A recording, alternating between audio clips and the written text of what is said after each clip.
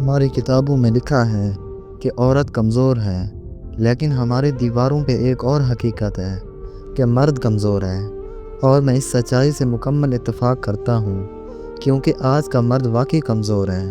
یہ کمزوری صرف جسمانی یا مالی نہیں، بلکہ اخلاقی، فکری اور روحانی کمزوری ہے۔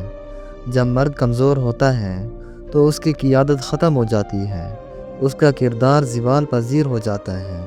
یہی کمزوری پھر پورے معاشرے کو اپنی لپیٹ میں لے لیتی ہے۔ جب مرد کمزور ہوتا ہے تو عورت بے راہ ہو جاتی ہے۔ جب مرد کمزور ہوتا ہے تو عورت کے سر سے چادر اتر جاتی ہے۔ جب مرد کمزور ہوتا ہے تو ناچ گانے اور بے حیائی بے راہ عام ہو جاتی ہے۔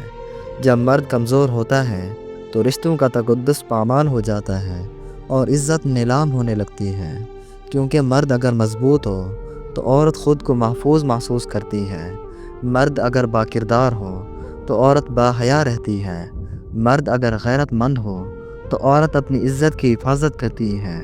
یہ ایک فطری حقیقت ہے کہ عورت کو ہمیشہ ایک مضبوط سایہ، ایک محافظ اور ایک رہنما کی ضرورت ہوتی ہے۔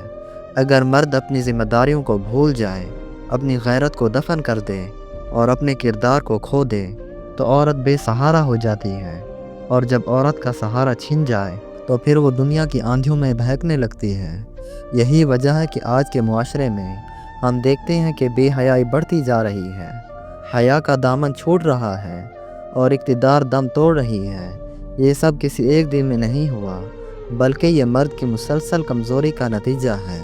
مرد کا کمزور ہونا صرف اس کا اپنا نقصان نہیں، بلکہ پورے خاندان، پورے معاشرے، پوری نسل کا نقصان ہے، کیونکہ ایک مضبوط مرد ایک مضبوط گھر بناتا ہے، ایک مضبوط نسل پروان چڑھاتا ہے، اور ایک مضبوط نسل ہی ایک مضبوط معاشرہ تشکیل دیتی ہے۔